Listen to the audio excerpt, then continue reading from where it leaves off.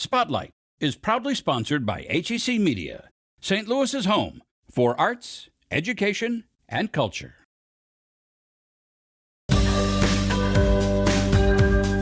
Black History is every month. You don't wait till February and put it back in the closet. We have the best plant scientists in the world all under one roof. But how much more worth it is our work if we go that extra mile?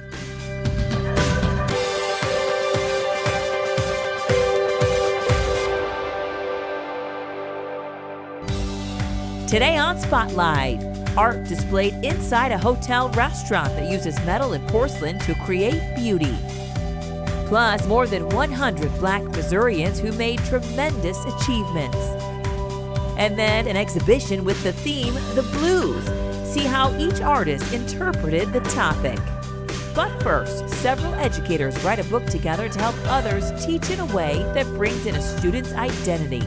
It's Sunday and you're watching the multiple Emmy Award-winning Spotlight.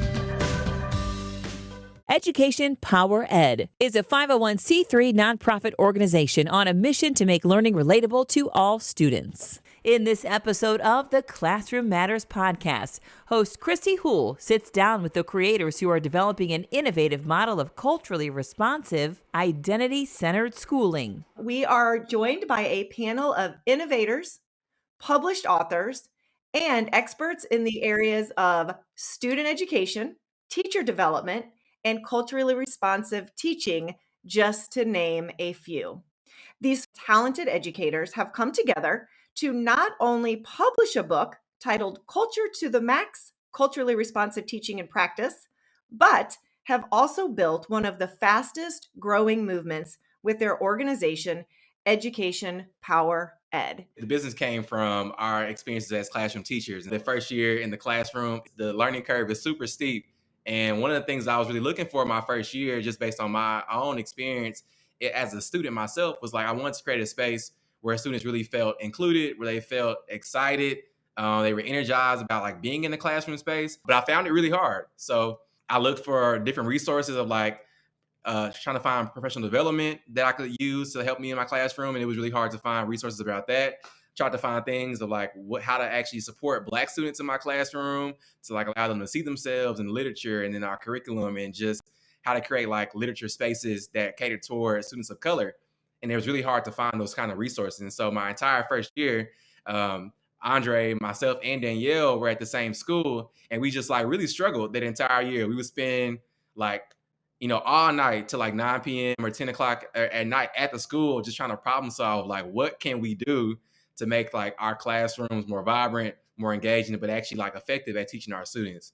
But we know it's not just us who are dealing with this problem. Like there's teachers at the school down the street. There's teachers across in different states who also are dealing with the same problems. Like how can we be a community to support each other, but also how can we be on the edge of like solving some of these challenges? And thus came the idea for Education Power. We've been able to talk about things that people don't talk about, or really just pull out ideas and passions that people have they didn't know that they could do in their classroom. A large portion of everything that you are doing and the organization that you're running and the book that you've written is really talking about culturally responsive teaching, culturally responsive teaching and practice and learning. And for, we might have some folks that are listening that are really interested in what actually that means. A student should be able to walk into your classroom and it should be responsive to who they are and their background.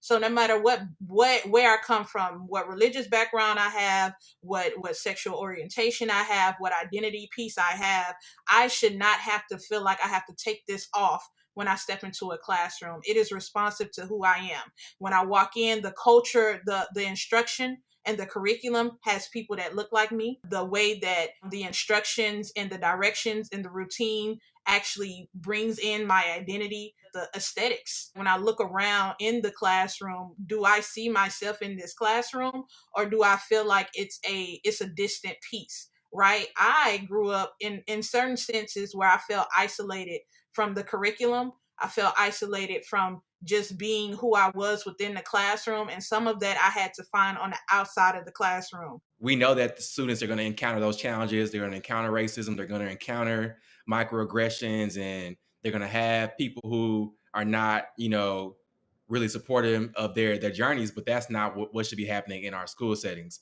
The schools should be the exact opposite and actually create the environment that we hope to see in the world. Do we want to see a world to where students walk into a grocery store or into a doctor's office that they do feel welcome and that they feel like, you know, they're being attended to based on their specific needs? Then we also should create that same kind of environment in education. We need to do a better job of setting our students up to seek whatever path that they see for themselves and be able to make that choice with confidence. Yes, it may be a little bit more difficult and more challenging to know our students on that level, but how much more worth it, how much more fulfilling is our work if we go that extra mile to do that work. Learn how these educators determine whether they feel a school is meeting their culturally responsible potential. Find the Classroom Matters podcast at educate.today or wherever you get your podcasts. HEC Media, bringing you culture and community. Find all of HEC's positive programming and award-winning content at hecmedia.org. We're here at Commonwealth Restaurant inside of Angad Arts Hotel, where we're currently showing the works of Norleen Nasri and Joe Chesla. Both of these artists are local artists, and here at Angad Arts Hotel, we are committed to highlighting artists in our own community. Showing the work here in Grand Center is just spectacular. To be in the Commonwealth, in the Angad Hotel, is just a great experience. So this work, as with a lot of my work, has to deal with kind of organic inherencies. And so with this body of work, I'm dealing with rust as my originating groundwork that develops the patterning and the coloration that I deal with, and I go back and I draw into it, so it has multiple layers of drawings. I work with encaustic wax, I do more drawings, I go back with a heat gun and I move things around. So there's this constant layering based upon the original patterning of what rust gives me, which originates just with a piece of metal placed upon the paper, and as the metal kind of degrades, and it impregnates the paper with this coloration and patternization. It's so beautiful to see all the work together. There's over 40 pieces in the showroom here, and to see them kind of as a family and as a progression is just really exciting. Showing in the Commonwealth Restaurant is just great to bring Norleen and I together. I think the two works work together really well. In the space, it's just so beautiful. My current work at the Angad Art Hotel is a series of composition of ceramics vessels that reflect social cohesion. These works are made of porcelain and earthenware. Within the clay body, there's also this relationship between two different clay bodies, how it complements each other. And it also influences how I compose these two forms, which is the earthenware form and the porcelain form. I compose different porcelain vessels on top of black walnut platforms. And the theme was about how I composed this vessel together to reflect the meaning of social cohesion and relationship in my life. The setting of this display is appropriate due to the type of vessels I created here. The drinking vessels relate to the moments of get-together and hanging out with your friends and family, and also those moments where they can talk and converse. So having these vessels put in a different kind of context, so the composition was sculptural, complement to the environment at the Commonwealth Restaurant. We are thrilled to be showing the artwork of Norleen and Joe's at Commonwealth Restaurant and Angad Arts Hotel. This exhibit is up through August of 2023. You can also find their work on our website, www.angadartshotel.com. Scan the QR code on your screen to follow us on Facebook, Twitter, or Instagram. These are world-renowned plant scientists. They all happen to be under one roof here collaborating together. And so for any company that's working in the plant science and agricultural space, there is a value proposition to collaborating with our scientists. It's the ultimate value proposition for the Innovation Incubator program to the companies is to gain access to our scientific teams. There are two sites where those research projects are conducted. One is at the National Renewable Energies Laboratory in Golden, Colorado. That's where all of the clean tech, clean energy, smart buildings research takes place. But then all of the ag tech and plant science research is conducted here. It's funded by the Wells Fargo Foundation, so that's where all of the funding comes from. Each cohort selects 5 companies a year. So we get 5 new companies coming into the Danforth Plant Science Center every year to do research projects in collaboration with our scientific teams. Each one of those companies receives $250,000 of non-dilutive funding from the Wells Fargo Foundation. For us here at the Danforth Plant Science Center, this is cohort number 4. It's competitive. There are St. Louis teams that get selected. The reason we have companies from St. Louis is it's a good illustration of density of plant science expertise that is here, and also the success of our regional innovation ecosystem, specifically in this ag tech space. Peptide Bio, we're really excited to work with them. That company was formed around discoveries that were made by 2 of our scientists here at the Danforth Plant Science Center. We have been working on these peptides in my lab for the last 20 years. And we found that these peptides have significant potential to kill harmful fungal pathogens which attack various crops. There's actually a strategic raw material in sunflower. That plant is producing natural rubber. So what we're trying to do is look at the genetic links between rubber yield and different varieties of sunflower. It's a huge win. It's a gold star for our ag tech ecosystem through this program. I think that this program was very fortunately the brainchild of some very progressive, forward-thinking people at the Wells Fargo Foundation and on the business unit side at Wells Fargo, who were interested in making impact investments in the clean tech, clean energy space. They were interested in finding a way that they could substantially move the needle on major issues like climate change and food security. One of the real value propositions to the Innovation Incubator program is that all of the funding is non-dilutive. And that primarily supports and is intended to support a research collaboration.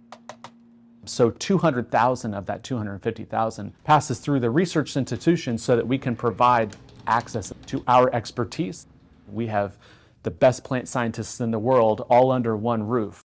I always like to say that as a member of the innovation team here at the Danforth Plant Science Center, I'm always looking for creative ways that we can leverage our unique resources in support of the regional economy.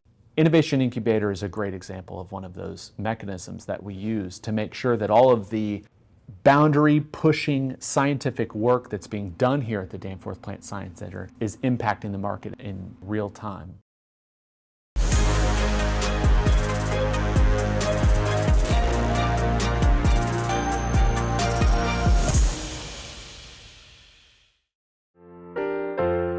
For the Wright family of St. Louis, Black History Month is not confined by the bounding box of February. Black History is every month. You don't wait till February and put it back in the closet. Or in their case, back on the shelf. Dr. John Wright Sr., his wife Sylvia, and their son, Dr. John Wright Jr., are the authors of Extraordinary Black Missourians, with its cast of characters expanded in a new second edition. There's so many people that aren't aware of contributions that have been made by people of color. There's so much that's left out of history.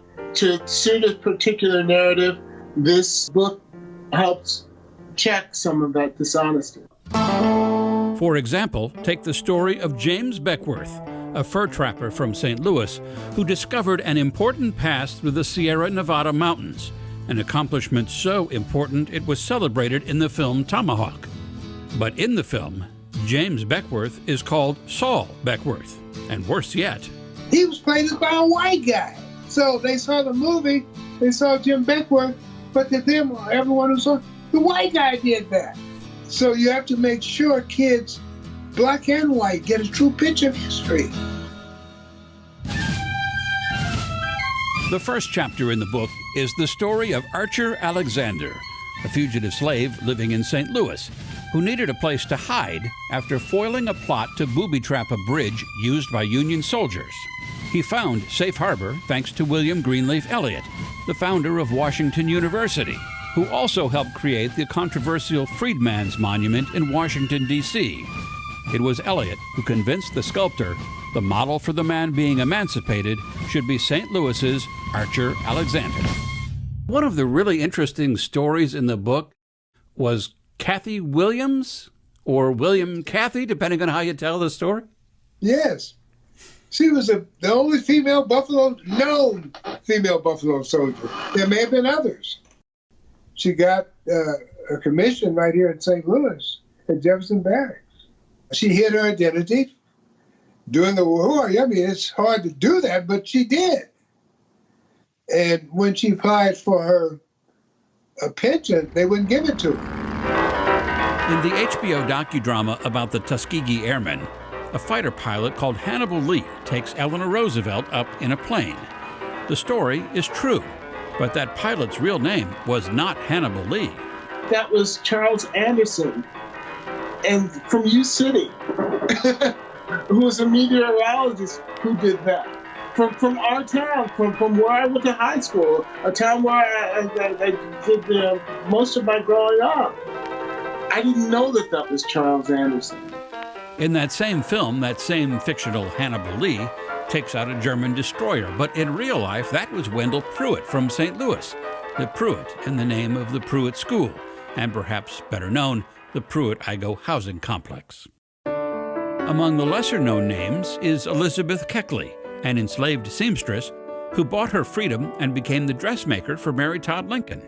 And the list goes on and on.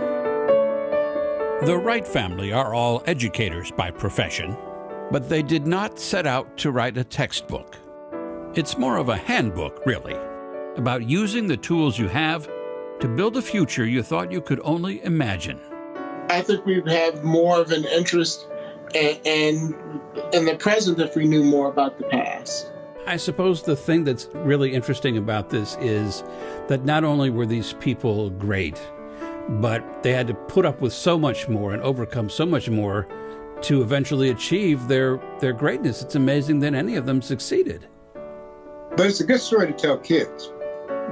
You see what they did and all the obstacles they had to overcome, you can do the same thing. You don't have half the battle to fight that they had. So you can do it. We'll see you at the top. Come on, let's go.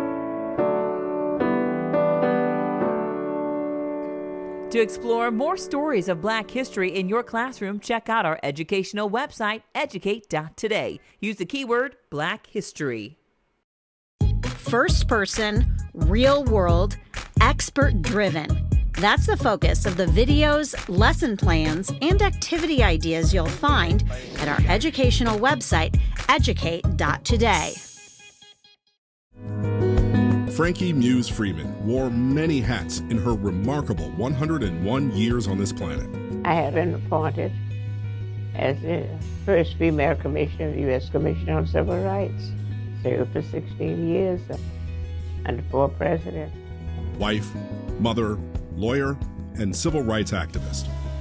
As a youth in her hometown of Danville, Virginia, Freeman regularly faced racial discrimination and promised herself that she would find a way to fight the bias she faced on a daily basis. We walked to school because our parents did not, it was absolutely racially segregated, and so Black people were expected to sit in the back of the bus and no way. So we walked wherever we had to go, unless we were riding in a car. But we would not. One of the things that our parents agreed was that there are things in terms of the segregation that you had no choice. But if you had a choice, you rejected it. Freeman spent her life fighting discrimination and helping to establish civil rights policies, including helping to end school and housing discrimination in St. Louis. I came to St. Louis thinking that maybe I could become a member of the staff of one of the law schools. They were going to give me a job, but I was determined that I was going to try cases and I was going to be a trial lawyer. I was denied. Then I told Shelby, my husband, well, I'm going to open my own law office, and that's what I did. And I associated myself with the NAACP and told them I'd be available for Bruton versus Board of Education, filed in 1949. It was my first civil rights case, which we handled, and we won it in the circuit court. There's an individual responsibility for each one of us to do our homework and make it better. And I'm hoping that each one of us will do our homework and make it better.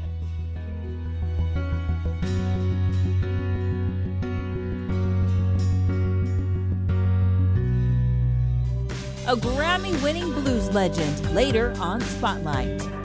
We're at the Foundry Art Centre in St. Charles, where we're having an exhibition titled The Blues, which is featuring 5 of our studio artists upstairs. We're featuring Jim Carlson, who is doing pottery, Lisa Hinrichs, who is doing fiber arts, Sue Giannotti is doing mosaics, Jody Williams, who is doing photography, and then you have myself, who is doing painting. I am so excited about this exhibition because we chose the topic, the blues, and all of us had the opportunity to interpret that in our own styles. Blue means a lot of different things to a lot of different people. For some, it suggests the breadth of the color.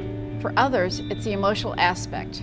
There's also the musical genre and the symbolism of the hue and its history.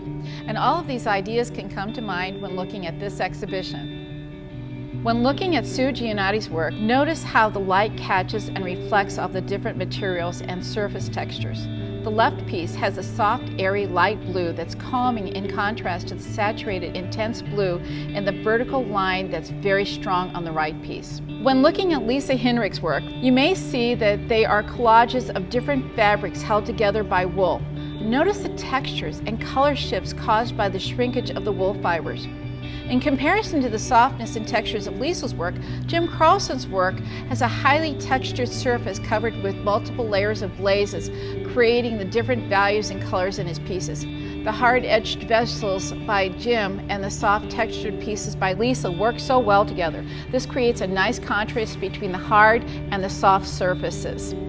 In Jody's pieces, notice the reflections and abstract patterns created by the intense light. The blue creates a clear, bright, and festive feel. And in my work, I am dealing with the sky a lot. I love the sky. I love the Midwest because you can see the sky. I see the sky as the heavens. I see God in the sky. I see His grace. And so for me, blue is God's grace. And that's what I'm using in my paintings. But everybody in this exhibition is dealing with blue in a different way. They all interpret blue differently through their own mediums. The Foundry Art Centre is a really great place to come visit. We have studio artists upstairs that you can come and visit our studios, stop in, ask us questions, look at our art. We also have art for sale. We create our artwork in our studio. Some of us are teaching classes. We also can go to each other and talk to each other about our artwork and collaborate sometimes with our artwork as well. It's a great place. I hope you'll come visit us. The Blues continues at the Foundry Art Centre through February 26th. And for more information, you can visit the Foundry's website at www.foundryartcenter.org. You can find the stories featured in today's show along with past episodes and more at hecmedia.org/spotlight. I want to talk about the chitlin circuit for a minute because there have been so many things said about the chitlin circuit. It's so misleading things because the chitlin circuit is just what it is. The chitlin, the hog guts. We used to work for the food and you get a plate of chitlin or 2 or 3 hamburgers. I remember back in the early 50s, I played so well the guy would give me 2 plates of chitlin. I would sell one of them for 25 cents. He'd fix me 4 hamburgers. I would sell 3 of them and eat 1. So I sell a plate, so I would make an extra $2 a day just selling my food that he fixed for me. Because he wasn't paying me but $4.50. You know, that's what we was making. My first gig, I'm making $12 a month. $12 a month. 1951, $12 a month. I have been up, I've been down, been turned all the way up, round and round.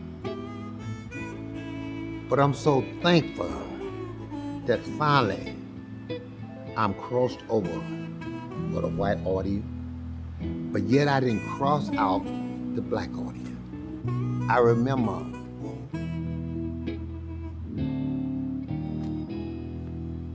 1951, playing in clubs, behind the curtain where they don't want to see my face. but they want to hear my music. Did I have lived long enough to see the change in people's heart and mind? And God had let me live long enough to see the change and enjoy some of the changes that happened to me in my life. Let me tell you how much history in blues. Someone asked me, said, Bobby Royce, why do you sing the blues? Is it because your woman left you? And I often tell them, yes, you can have the blues when your woman leaves you, but you can also have the blues if they stay too long.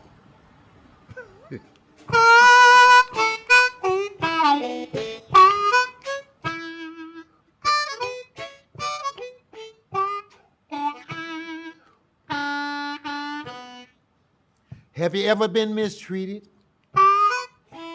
by someone you showed up love?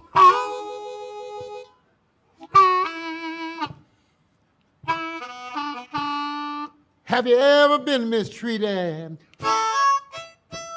by someone you shouldn't have loved?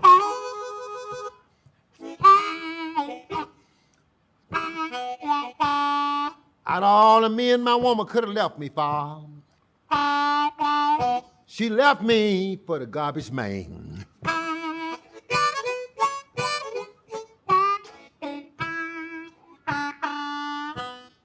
No matter how bad she treated me, still can't get the love out of my mind, yeah.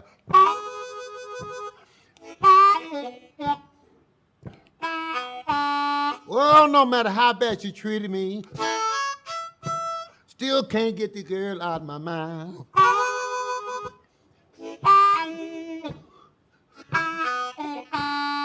Out of all the men my woman could have left me for, she left me for the garbage man.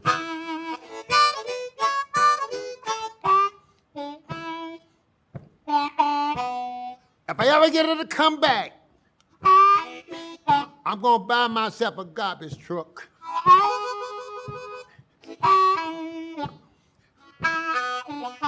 If I ever get my woman to come back, Peter, I'm gonna buy myself a garbage truck.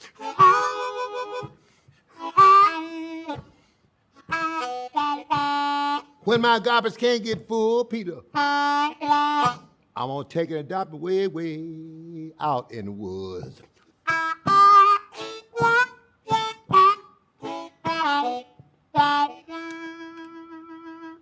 That's the blues for you.